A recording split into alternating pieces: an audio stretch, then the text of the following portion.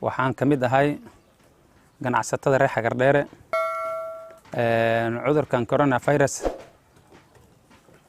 adduunka ku soo kordhay cudurkaas waxa waaye cudur dilaa ah anaga had ganacsata ahaan markaan aan ka warramo dhibaato badan buu noo keenay ganacsigeena hoos buu u dhacay dhaqaalihii hoos u dhacay waxaan galaaska shanaad waxaan waxbarasho la'aan baan ahnay iskuulii waan laga xiray waxbarashada dhammaan waan laga xiray baroomadii iyo meelaha ku ciyaarana ma leh iskuulku waxa loo xiray waxa waaye muxuu ahaa caafimaad bulshada inay meesha iskugu imaanaan haddana caruurta daawada fasaxdiin waalidiinay oo caruurta meelaha baroonta lagu dheelo meelaha shaah lagu cabo meelaha playstation ay wada joogaan ilmihiina caafimaadkooda ka fakira Soomaaliya bulshada dhamaanteedba waxaan u sheegayaa inay ka faa'iideystaan caafimaadkooda naftooda ay ilaaliyaan alaab ay qaadanayeen waxay qaadan jireen oo dhan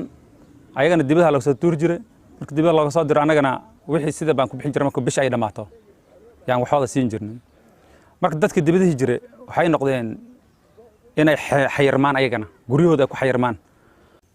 Basically, it is crystal clear that COVID-19 is an aggressive, rapidly evolving situation. Different groups of children are affected differently, and that's why girls and boys, particularly in refugee camps, are caught in the crossfire. For example, right now we see in the situation that more than 217,000 refugees living in the dadaab refugee operation, children not going to school,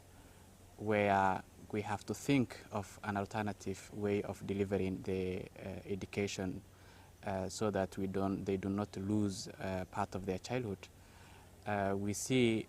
child-friendly spaces where tourism has been providing key play and therapeutic activities are no longer, accessible.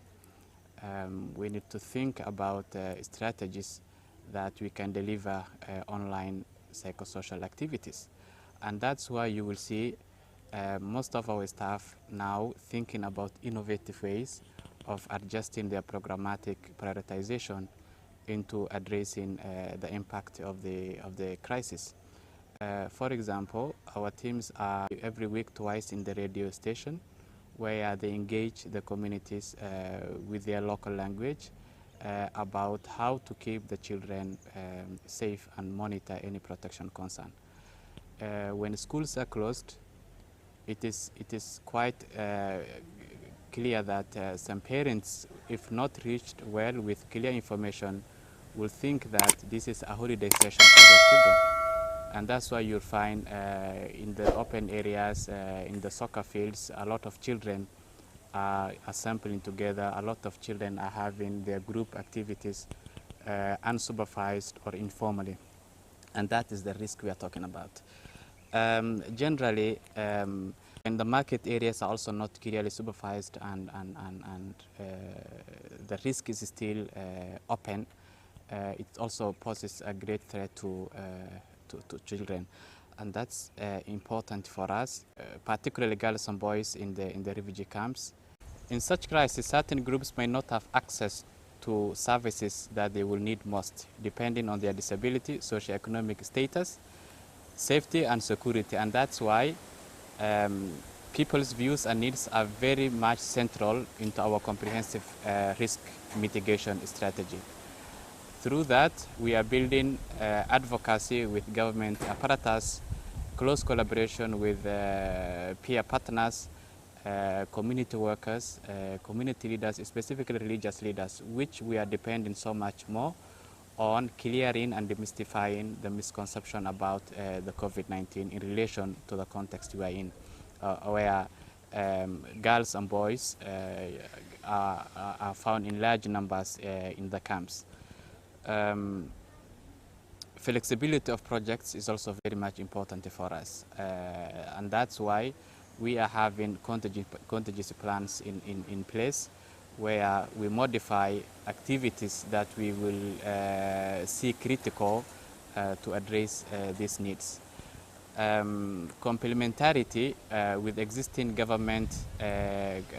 efforts and also community initiatives is what is informing our prioritization of the response we are developing in terms of the immediate child protection needs that we are monitoring in the situation. For tourism supported child-friendly spaces in the refugee camps, more than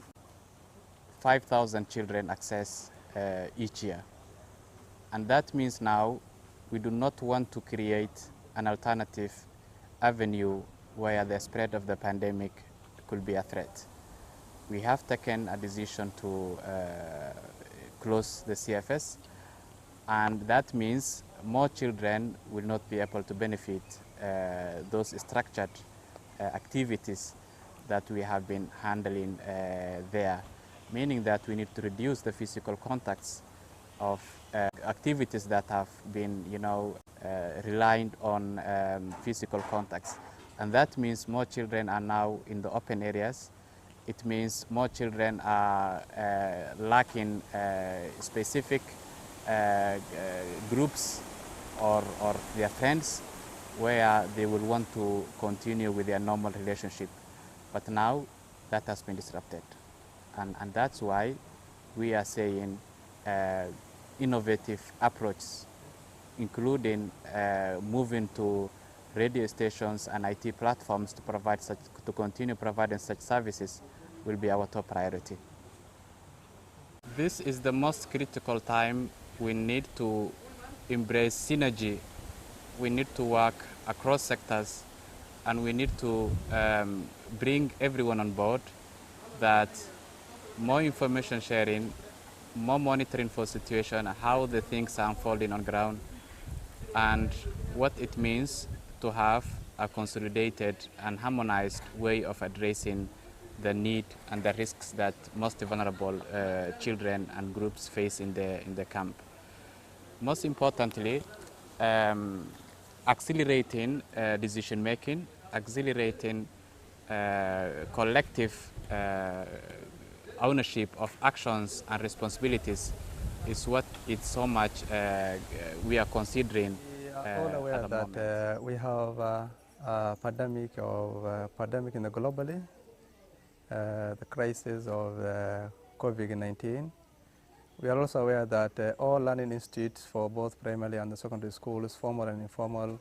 all are closed and suspended. For that reason, as a TDH, we have provided, after we find that LWF, which are now the partners for the education